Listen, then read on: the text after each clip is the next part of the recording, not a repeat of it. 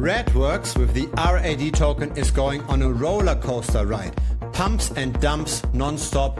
In this video we're going to look behind the scenes and try to find out who is behind all of this. This is the insanity I'm talking about. We are up 40% in the last month, and that's due to massive pumps and subsequent dumps. Currently, we are rather dumping than pumping. Now, Radworks isn't just a single project, it's an incubator for several projects. So far, 2 large projects have been launched. One of those projects is Radical, which is a decentralized GitHub. The other project is Drips, a peer-to-peer fund. Now, this should not be confused with the Drip network. So this is Drips and this is Drip without the S. Drip was a Ponzi scheme that went from $161 to currently 3 cents. So a total destruction of capital. But again, that's a different project, completely unrelated to Radworks. Now here's something ironic. Radical is a decentralized GitHub.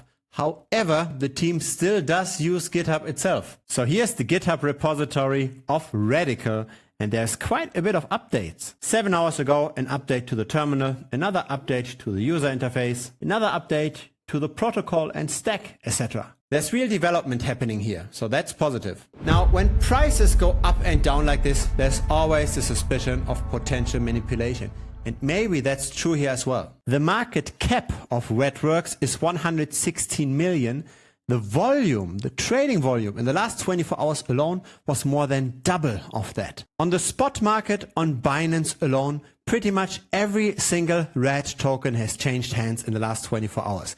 And on top of that, we've also got the derivatives market, the perpetual futures market with 317 million for Binance alone. The activity on centralized exchanges here is massive. That being said, there's also trading happening in a decentralized manner, as in on the blockchain, and we are going to look at the blockchain data here as well. Now, before we do this, one more important thing about tokenomics. This is the circulating supply. This is a chart I like. There was no increase in the circulating supply since April of last year. Now, I couldn't find an unlock schedule because according to CoinMarketCap, only half of the tokens are so far circulating. But according to Messari.io, the circulating supply isn't increasing for quite a while. Now have a look at the chart behind me. This is Radworks relative to Ethereum. So we're looking at relative valuation because when Ethereum goes up, then all the altcoins go up as well and vice versa. There's a lot of correlation in crypto. We get into altcoins in order to get outperformance. And unfortunately, since September of 2021 to today, the RAD token did not outperform. It underperformed by 76%. But you see here this vertical line. This line here corresponds to when the circulating supply stopped growing. And since then, the RAD token didn't underperform that much anymore. We simply just went sideways more or less. Now let's see if we can confirm our suspicion of centralized exchange manipulation on chain. As in, are there a lot of buys and sells happening on the Ethereum blockchain where the Rad token is housed? To answer that question, I have developed a tool that's available to the premium members. It's thebitcoinstrader.com. Link is down below. The tool shows the number of holders that have at least 100 Rad tokens. So that's currently a bit over $200. That's the chart here on the left. It's retail investors. For the middle chart, we go one order of magnitude up. So that's now $2,000 worth of the token. On the right side, we've got the whales, $20,000 worth of the token. Now this is a very long-term chart, and let's look at what happened since April of last year. April of last year is roughly over here, so a bit of accumulation by regular retail. It's also over here, a little bit of accumulation of medium-sized retail, and it is over here, even the whales accumulated. And here we can also see the spike at the beginning of May. This corresponds with this spike over here.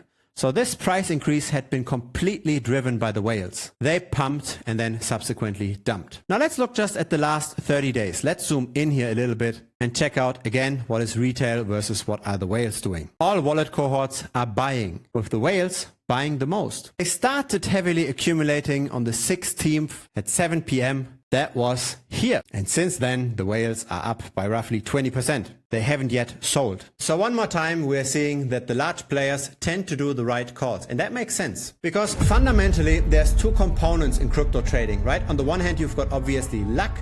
But on the other hand, you also have skill. And so over time, if you just trade for long enough, money moves from the not so skilled to the more skilled. So the people that already have a lot of capital, they tend to make better calls than just your average Joe. And that's why I like the segregation of different wallet sizes so much. If it's your first time here, feel free to subscribe. I publish videos regularly. A like would be very much appreciated as well. It helps the channel grow. Again, if you're interested in this tool, it's available at thebitcoinstrader.com. Link is down below. And if you've got Telegram, feel free to join us. Link is as well down below.